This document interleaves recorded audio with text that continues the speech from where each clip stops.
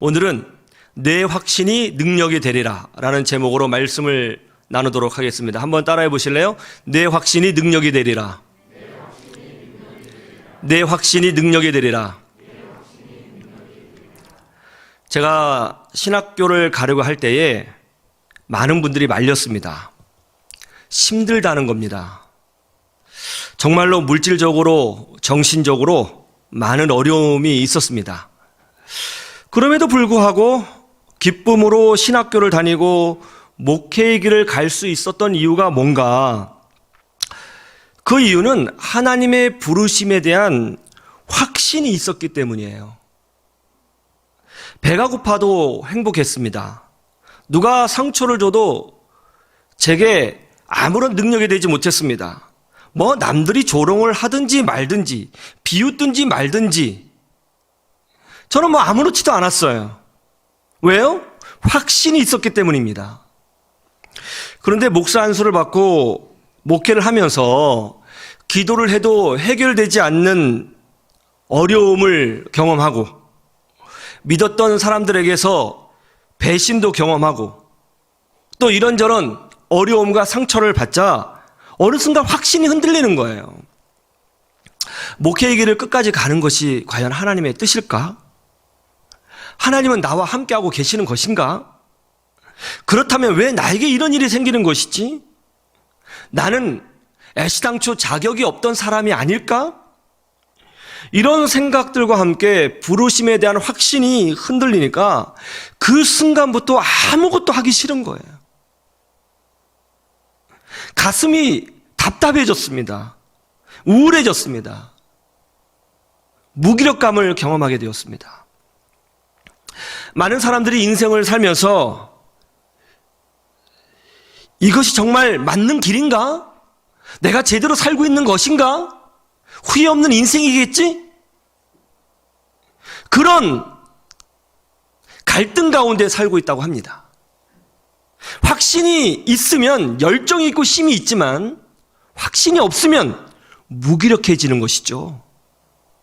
혹시 여러분은 이런 경험 없으십니까? 오늘 대제사장들과 서기관들과 장로들이 그랬습니다. 예수님이 성전을 청소하셨습니다. 성전에서 장사하는 자들을 쫓아내신 것이죠. 대제사장들과 서기관들이 찾아와서 물었습니다. 아니 무슨 권위로 이런 일을 하는 것입니까? 그러자 예수님이 역으로 질문하셨죠. 너희들이 세례 요한을 죽였다. 세례 요한의 세례가 하늘로부터냐 아니면 인간적인 것이냐? 그러자 그들이 당황해했습니다. 하늘로부터 온 것이라고 하면 그러면 왜 너는 세례 요한을 믿지 않고 죽였느냐? 그렇게 말씀하실 것이고 인간적인 것입니다. 그러면 군중들이 아니 선지자를 인간적이라고 말해? 그러면서 들고 일어날 것 같으니까 답변하기 힘든 거예요. 그래서 그냥 모른다 하고 답변해 버렸습니다. 여러분, 모른다라고 답변한 대제사장들과 서기관들의 지금 특징이 뭐예요? 자신들이 하고 있는 일에 대하여 확신이 없었다는 거죠. 세례 요한에 대하여 확신이 없었습니다. 예수님을 막고 싶은데 예수님을 막는 것조차도 확신이 없었습니다. 이게 잘하고 있는 것인지 아닌지 하나님의 뜻인지 아닌지 확신이 없었어요. 확신이 없으니까 질문하면 흔들려 버리는 것입니다. 그저 군중들의 눈치만 보고 사람들의 눈치만 보고 있는 거예요. 이것이 바로 예수님 시대의 유대인들의 지도자들의 영적인 모습이었던 것입니다.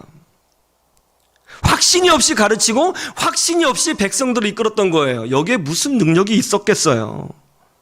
그러니까 대제사장들이 하나님의 눈치를 본 것이 아니라 군중의 눈치를 보고 있었던 것이죠. 얼마나 무기력합니까? 어떤 친구가 교회에서 꽤 괜찮은 자매를 발견했습니다. 결혼하지 못한 친구에게 이 자매를 소개해 주기로 결심을 했어요. 그런데 확신이 좀 서지 않는 거예요. 왜냐하면 외모가 조금 아쉬웠거든요. 여러 날 고민하다가 확신은 없지만 그래도 혹시 모르니까 혹시 둘이 눈 맞을 수 있잖아요. 일단 소개해 주자 하고 이제 친한 친구에게 그 자매를 소개를 시켜 주었습니다. 그런데 소개를 시켜 주면서 이렇게 당부를 했어요. 야, 이 자매가 혹시 이쁘게 보이면 나한테 문자로 딸기라고 보내. 그런데 만약 안 이쁘다고 느껴지면 포도라고 보내. 그럼 내가 알아서 처리할게. 알았지? 둘은 만났고 그 다음날 친구에게서 문자가 왔습니다. 거봉이라고.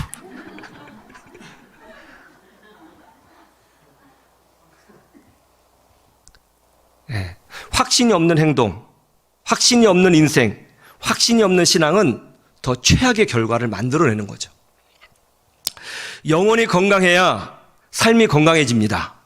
영혼이 복돼야 인생이 복된 것입니다.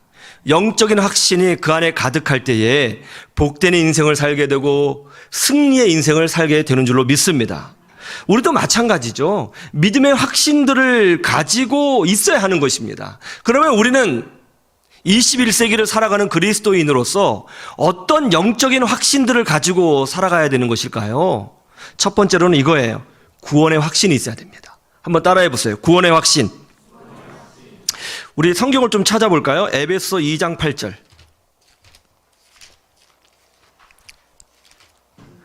지금 웃으시는 분이 계신데 이제 깨달음이 오신 것 같아요. 에베소서 2장 8절. 우리 다 같이 한번 볼까요? 시작. 너희는 그 은혜에 의하여 믿음으로 말미암아 구원을 받았으니 이것은 너희에게서 난 것이 아니요 하나님의 선물이라. 아멘.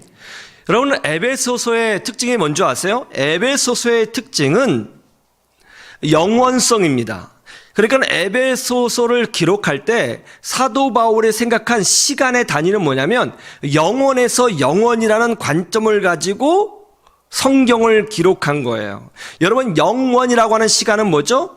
모든 존재가 있기 전, 그죠? 존재가, 그러니까 세상이 창조되기 이전, 모든 존재가 있기 전의 시간과 모든 존재가 끝난 다음의 시간을 포괄하는 그런 광대한 시점 속에서의 에베소서를 기록한 겁니다. 이 영원과 영원, 창세 전과 세상 멸망 이후의 모든 시간 속에 구원의 방법은 딱 하나인데 그건 뭐냐면 오늘 말씀에 기록되어 있는 바와 같이 그 은혜에 의하여 믿음으로 말미암아 구원을 받았다는 겁니다. 나의 죄가 용서받고 부족한 내가 하나님의 자녀가 되는 것은 인간의 공로나 행위가 아니라 믿음으로 된다는 것이죠. 하나님의 은혜로 된다는 것입니다. 그런데 우리가 무엇을 믿는 거죠? 예수 그리스도를 믿는 것이죠. 정확히 말하면 예수 그리스도의 십자가의 공로를 믿는 것입니다. 그 십자가에서 흘리신 피가 나의 죄와 허물과 연약함을 용서하셨다. 그리고 이것은 하나님이 주신 사랑이요 선물이다 하는 것을 믿는 것입니다. 여러분 믿으십니까? 예? 그런데 예수님을 믿음으로 구원받는다는 진리의 말씀은 이곳 한 곳에만 기록된 것이 아니에요. 상당히 많이 반복적으로 기록되어 있습니다. 갈라디아서 2장 16절을 보시죠. 에베소서 앞에 갈라디아서예요. 갈라디아서 2장 16절.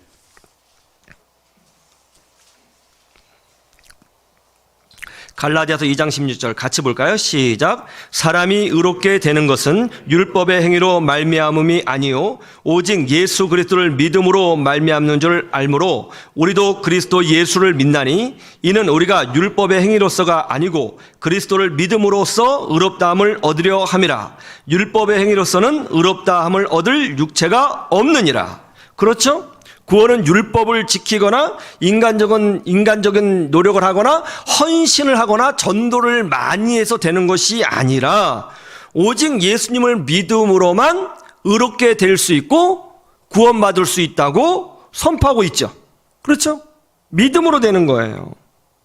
그런데 갈라디아서의 말씀에만 이것이 있는 것이 아니라고 그랬죠. 여러 군데 있다고 그랬죠. 또 있어요. 로마서도 가보세요. 로마서는 다 앞에 있죠. 로마서 3장 27절. 3장 27절.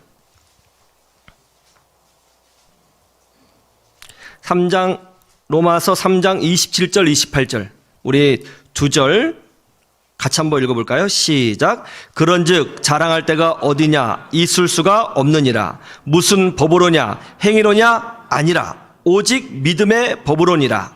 그러므로 사람이 의롭다 하심을 얻는 것은 율법의 행위에 있지 않고 믿음으로 되는 줄 우리가 인정하노라. 아멘. 그렇죠. 우리가 구원을 받고 의롭다 함을 얻는 길은 하나입니다. 무엇으로 됩니까? 믿음으로 되는 것입니다. 무엇으로 된다고요? 믿음으로 되는 거예요. 절대 진리죠. 그런데 믿음으로 구원 얻는다는 이 말씀이 이렇게 반복적으로 많이 성경 곳곳에 기록한 이유가 뭘까요? 그냥 한 번만 기록하면 되는 것 아닙니까?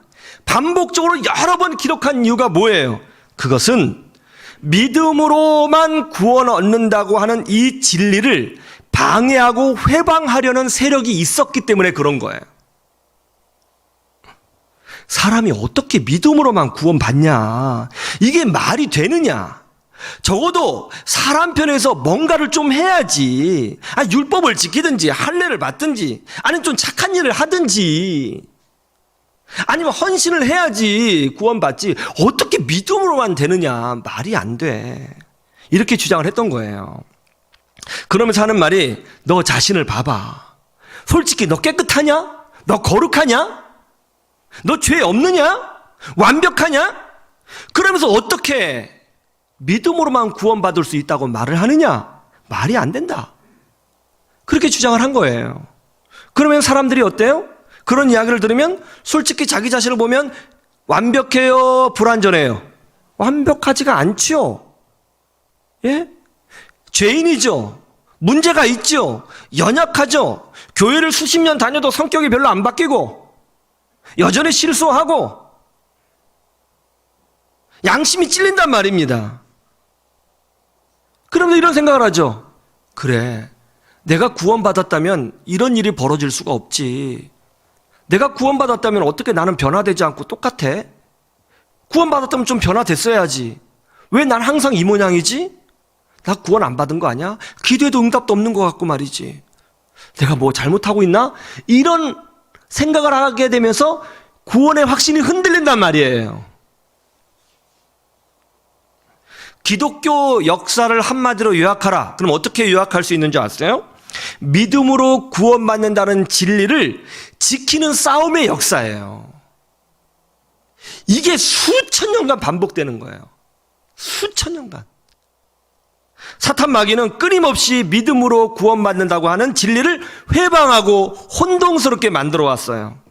시대마다 구원의 방법이 다르다는 등, 깨달음이 있어야 한다는 등, 헌신을 해야 한다는 등, 뭔가를 해야 한다는 등, 진리를 잘 알아야 된다는 등 수천 년간 다른 방법을 보조적으로 덧붙이거나 주장했던 거예요. 그래서 사람들이 하도 구원의 확신이 흔들리니까, 왜냐하면 자기가 완벽하지 않으니까 말이죠.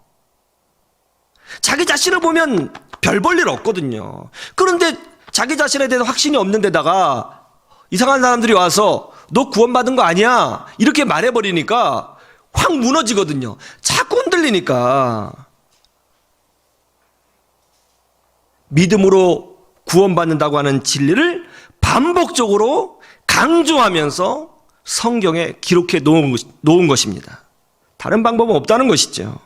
오직 예수님을 믿음으로만 구원받는다는 것입니다.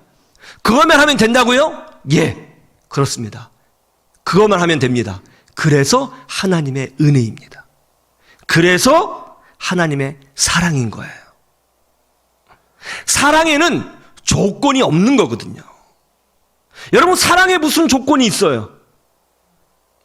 구원은 사랑입니다. 목사님, 저는 성경도 잘 모르고 헌신도 잘 못하는 존재입니다. 그냥 교회만 왔다 갔다 하는 썬데이 크리스찬이에요. 늘 양심의 가책은 있지만 외면하면서 교회만 다녀왔습니다. 저 같은 사람도 구원 받았을까요? 형제님은 예수 그리스도께서 형제님의 모든 허물과 죄악과 그런 연약함까지라도 담당하시고 십자가에서 죽으시고 용서하셨고, 그리고 그 예수님께서 형제님의 구원의 주님이 되신다는 걸 믿으십니까? 아이, 목사님, 그건 믿죠. 그것이면 됐습니다. 앞으로 잘하시면 됩니다. 구원은 취소되지 않습니다. 형제님이 교회에 온 사실조차도 하나님이 부르셨기 때문에 온 것입니다. 그런 마음을 갖는 것조차도 영적으로 깨어있기 때문에 그런 양심의 영적 가책을 느끼고 있는 것입니다. 하나님은 형제님을 사랑하십니다. 전라남도에서 목회하시는 한 목사님께서 이런 간증을 하셨습니다. 그 교회에서 전도를 매우 잘하시는 할머니 한 분이 계셨대요. 홀로 사시는 할머니이신데 전도를 정말 잘하셨답니다. 근데 이 할머니의 전도법은 아주 간단했습니다. 요한복음 3장 16절을 한번 외워주고 전도를 하는 거예요. 하나님이 세상을 이처럼 사랑하사 뭐라고 되어 있죠? 독생자를 주셨으니 이는 그를 믿는 자마다 멸망치 않고 영생을 얻게 하려 하심이라. 이 말씀을 외워주고 들었지, 예수님 믿으면 돼, 그러면서 교회를 데리고 오는 거예요. 근데 전도를 꽤 잘하셨어요. 이 할머니가 전도를 상당히 잘한다는 소식을 듣고 또 열정이 있는 분이라고 하는 이야기를 들은 한 사이비 이단이 이 할머니를 미혹하기로 결단하고 접근했답니다. 할머니 정말 구원받았어요? 할머니는 스스로가 죄인이라고 생각하세요? 의인이라고 생각하세요? 할머니는 언제 거듭나셨어요? 자꾸 이렇게 할머니에게 질문을 쏟아낸 거죠. 이단들의 접근법은 단순합니다. 질문을 쏟아내는 거예요. 요한계시라고 아느냐, 어떤 부분을 아느냐, 내가 모를 만한 부분을 질문해서 당황스럽게 만드는 것이죠. 계속 질문을 쏟아냈어요. 그러자 이 할머니께서는 질문을 받을 때마다 무엇이요, 나 그런 거 몰라. 하나님이 세상을 이처럼 사랑하사 독생자를 주셨으니 이는 그를 믿는 자마다 멸망치 않고 영생을 얻는다고 하셨잖아요. 그거면 된 거지 뭐. 그랬다는 거예요. 그 뭐 이제 여러 가지 질문하잖아요. 할머니 요한계시를 읽어보셨어요? 나 그런 거 모른단 게? 하나님이 세상을 이처럼 사다, 이걸 계속 한 거예요. 우리 목사님이 그러셨는데 이것만 아시면 된대. 예수 믿으면 된다는데 뭐가 또 필요해요? 그러니까 이제 자꾸 말을 하고 하니까 이 할머니는 아주 확신에 차 있고, 그리고 그 이단 아줌마가 이 할머니를 미혹하려고 그러는데 뭐 바늘 찔러도 피 한 방울 나올 것 같지 않잖아요. 답답하잖아요. 그 미혹을 하려다가 도망을 갔다는 거예요. 근데 시장통에서 서로 만나면 그 미혹하려고 했던 그분이 피하고 도망가더래요. 나중에는요, 그 미혹하려고 했던 그 이단 아줌마가 할머니 손에 끌려서 교회에 왔더랍니다. 근데 그 목사님이 그러시더라고요. 지식이 많은 것보다 더 중요한 건 자신이 지금 붙잡고 있는 것에 대한 확신이 더 강력한 능력이라는 거예요. 확신을 가지고 있는 사람은 강력합니다. 여러분, 예수 안에서 구원받았음을 믿으시기를 주님의 이름으로 축원합니다. 두 번째 우리가 가지고 있어야 될 확신은 뭐냐면 인생의 확신이에요. 한번 따라해 보세요. 인생의 확신. 우리 창세기 12장 2절 3절을 볼까요? 오늘 성경을 좀 찾습니다. 창세기 12장 2절 3절. 창세기 12장 2절에서 3절. 우리 다 같이 한번 보죠. 시작. 내가 너로 큰 민족을 이루고 내게 복을 주어 내 이름을 창대하게 하리니 너는 복이 될지라. 너를 축복하는 자에게는 내가 복을 내리고 너를 저주하는 자에게는 내가 저주하리니 땅의 모든 족속이 너로 말미암아 복을 얻을 것이라 하신지라. 아멘. 정말 놀라운 축복의 말씀이죠.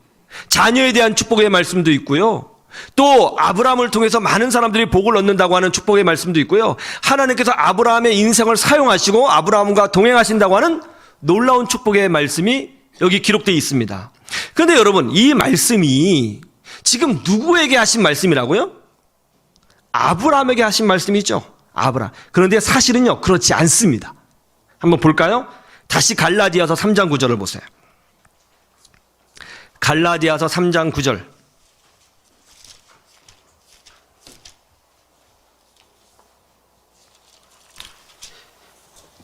이런 부분은 줄쳐놓으면 참 좋을 것 같습니다. 그렇죠? 갈라디아서 3장 9절 찾으셨어요? 우리 같이 보죠. 시작. 그러므로 믿음으로 말미암는 자는 믿음이 있는 아브라함과 함께 복을 받느니라. 할렐루야. 무슨 뜻이죠? 창세기 12장에서 하나님이 아브라함을 축복하셨잖아요. 그런데 그 축복의 내용은 아브라함에게만 적용되는 것이 아니고 믿음으로 사는 모든 사람에게 적용될 수 있는 능력의 말씀이라는 거예요. 아브라함에 약속하셨던 축복, 자녀들을 향한 축복, 아브라함 자체에 대한 축복, 그의 인생을 향한 축복이 오늘날 믿음으로 사는 우리에게 똑같이 적용될 수 있다는 것입니다. 믿으시기를 주님의 이름으로 축원합니다. 여러분, 어떤 인생을 살아야 후회 없는 인생을 살게 될까요? 어떤 인생을 살아야 후회 없이 정말 만족스러운 인생을 살 수 있을 거라고 생각하십니까? 놀고 싶은 거 다 놀아보고 여행 마음대로 다 해보고 먹고 싶은 거 다 먹으면 절대로 후회 없는, 죽을 때 하하하 웃으면서 죽을 수 있는 그런 인생을 살게 될까요? 존 뉴턴은 돈 많이 벌어서 부자가 되는 것이 꿈이었습니다. 그래서 이것저것 하다가 흑인 노예 장사를 하면 돈을 많이 벌 수 있다는 이야기를 듣고 흑인 노예 상인이 되었죠. 정말로 돈을 엄청 벌었습니다. 먹고 싶은 거 다 먹어봤습니다. 그리고 해보고 싶은 거 다 해봤습니다.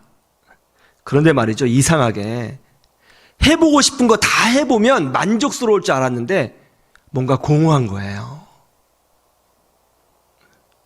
그 전보다 더 기쁘지 않은 거예요. 시간이 갈수록 뭔가 설명할 수 없지만 즐거움이 없는 겁니다. 그러다가 누군가의 전도를 받고 예수님을 알게 되었습니다. 그리고 본인이 흑인 노예 장사를 하는 것 자체가 죄악이라는 것을 깨달았습니다. 그는 철저히 회개를 하고 가진 재산을 다 내려놓고 그리고 노예 상인의 길을 내려놓습니다. 그리고 결단하죠. 지난날 내가 많은 실수를 했는데 앞으로 남은 인생은 주의 영광을 위해 살리라. 그리고 흑인 노예 장사를 하는 사람들을 찾아다니면서 복음을 전했습니다. 이런 거 하면 안 된다고. 이런 거 하면 안 된다고. 그리고 그가 자신을 변화시켜 주신 하나님의 은혜가 너무 감격해서 이런 찬양을 지었죠. 나 같은 죄인 살리신 주의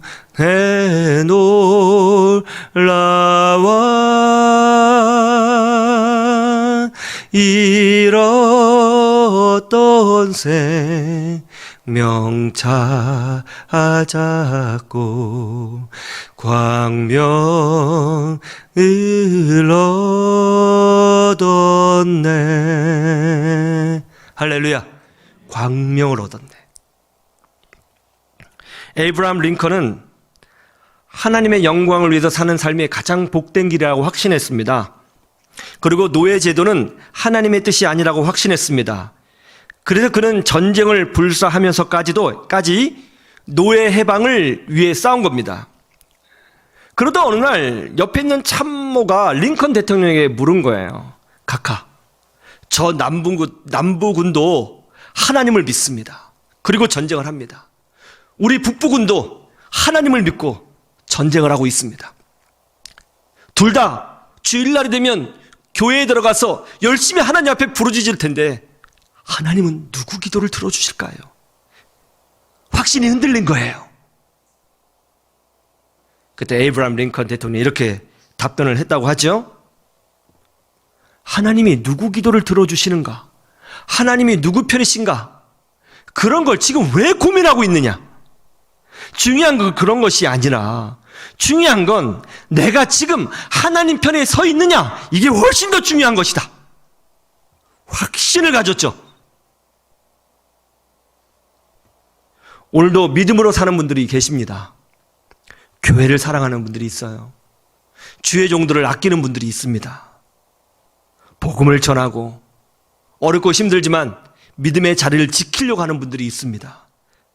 가장 복된 인생이고 가장 가치 있는 인생을 살고 계신 겁니다.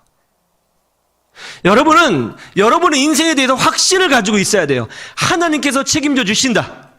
믿음의 길이 가장 복된 길이다. 내 인생의 아브라함의 길이다 하는 것을 알고 있으셔야 되는 것입니다. 이 확신으로 승리하시기를 주님의 이름으로 축원합니다. 세 번째, 우리가 가지고 있어야 될 확신은 뭐냐? 사랑의 확신이에요. 한번 따라해 보세요. 사랑의 확신. 로마서 8장 38절 39절 한번 볼까요? 로마서 8장 38절 39절. 로마서 8장 38절 39절. 로마서 8장 38절 39절. 찾으셨습니까? 우리 같이 한번 봉독할까요? 시작. 내가 확신하노니 사망이나 생명이나 천사들이나 권세자들이나 현재일이나 장래일이나 능력이나 높음이나 기품이나 다른 어떤 피조물이라도 우리를 우리 주 그리스도 예수 안에 있는 하나님의 사랑에서 끊을 수 없으리라. 할렐루야. 사도 바울이 확신한 게 있어요. 고난을 받고 어려움을 당하고 복음을 전하고 사람들에게 비방을 받아도 그가 흔들리지 않았던 이유를 여기 적고 있죠. 그게 뭐예요? 하나님의 사랑이었어요. 그 어떤 것도 우리를 향하신 하나님의 사랑에서 끊을 수 없다는 것입니다. 여러분이 부족해도, 여러분이 죄를 지어도, 여러분에게 문제가 있어도, 여러분의 성격에 뭐가 났어도, 여러분의 신앙이 미지근해도, 여러분이 방황 중이어도 그 어떤 것도 여러분을 향하신 하나님의 사랑을 끊어낼 수가 없는 것입니다. 이것이 바로 사도 바울이 가지고 있었던 확신이었어요. 그리고 우리 모두가 반드시 가지고 있어야 될 확신의 내용인 것입니다. 왜 사람들이 영적으로 피곤할까요? 왜 마음의 기쁨이 없을까요? 왜 자기 인생에 확신이 없을까요? 하나님의 사랑을 확신하지 못해서 그런 겁니다. 영혼이 건강해야 삶이 건강해집니다. 영혼이 행복해야 삶이 행복한 줄로 믿습니다. 내가 왜 이런 행동을 할까? 내가 왜 그때 하지 말아야 됐을 말을 했을까? 내가 왜 그렇게 했을까? 내가 왜 그걸 선택했을까? 왜 내가 왜 이렇게 무기력한 거지? 그 이유가 뭔지 아세요? 영혼이 무기력하고 영혼이 아프고 영혼이 병들어서 그런 거예요. 그럼 무엇으로 치료합니까? 사랑으로만 치료될 수 있는 것입니다. 어떤 사랑이요? 인간적인 사랑이 아닌 하나님의 사랑으로만 치유될 수 있어요. 성령 하나님께서 하나님의 그 뜨거운 사랑을 우리 심령 깊은 곳에 경험시켜주면 눈물이 나오고 회복의 역사가 일어나고 변화가 일어나는 거예요. 하나님은 우리가 하나님의 사랑에 대하여 확신을 가지고 살기를 원하고 계시는 것입니다.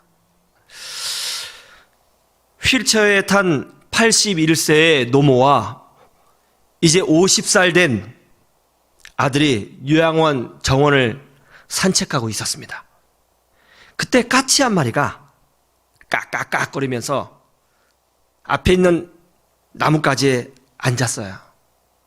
늙은 엄마가 아들에게 물었습니다. 얘야, 저게 뭐냐? 아들이 답변합니다. 까치잖아요, 엄마. 그런데 한 5초 정도 지났을까요? 얘야, 저게 뭐지? 아니, 엄마, 까치라니까요. 조금 뒤에 엄마는 또 물었습니다. 세 번째였죠. 얘야, 저게 뭐야? 아들은 좀 짜증이 났습니다. 아유, 몇 번이나 말씀드려요. 까치라고요, 까치. 아들의 음성에는 엄마가 느낄 수 있을 만큼 짜증이 묻어나 있었습니다. 그런데 조금 뒤에 엄마는 네 번째 물었어요. 얘야, 저게 뭐지? 아들은 짜증을 내고 화를 내면서 소리를 질렀습니다. 까치라고요, 까치, 까치. 왜 똑같은 말만 반복하세요? 정말 엄마 뭐 어디 이상하신 거 아니에요? 까치라고요. 몇 달 뒤 엄마는 하나님의 부름을 받았습니다. 아들은 엄마의 유품을 정리하다가 엄마의 일기장을 발견했습니다. 그것은 자기가 3살짜리 아기였을 때 엄마가 쓴 일기장이었어요. 거기에는 이렇게 기록되어 있었습니다. 5월 3일, 오늘은 까치 한 마리가 창가에 날아와 앉았다. 아들이 저게 뭐야? 하고 물었다. 나는 까치라고 대답해 주었다. 조금 후 아들은 또 물었다. 저게 뭐야? 얼마나 귀여운지. 나는 너무 행복해서 까치라고 말해 주었다. 사랑하는 내 아들은 23번이나 저게 뭐야 하고 물었다. 나는 그 모습이 너무나도 이뻐서 끌어안고 볼을 부비면서 까치라고, 까치, 까치, 까치 하고 대답해 주었다. 23번이나 물어본 아들이 얼마나 예쁜지, 이런 아들을 주신 하나님께 감사한 하루였다. 하나님은 우리가 23번이나 죄를 지어도 사랑하시고 23번이나 부인해도 사랑하시고 23번이나 실수해도 사랑하시고 23번이나 방황해도 사랑하십니다. 우리가 가지고 있어야 될 인생의 확신이 무엇입니까? 믿음의 확신. 그게 뭐죠? 구원의 확신. 그리고 믿음으로 사는 인생에 대한 확신. 그리고 하나님의 사랑에 대한 확신이죠. 이 3가지 확신만 있으면 절대로 흔들리지 않습니다. 주의 은혜를 누리면서 영적 승리를 거두면서 살아가는 여러분 되시기를 주님의 이름으로 축원합니다. 축원합니다. 기도하겠습니다.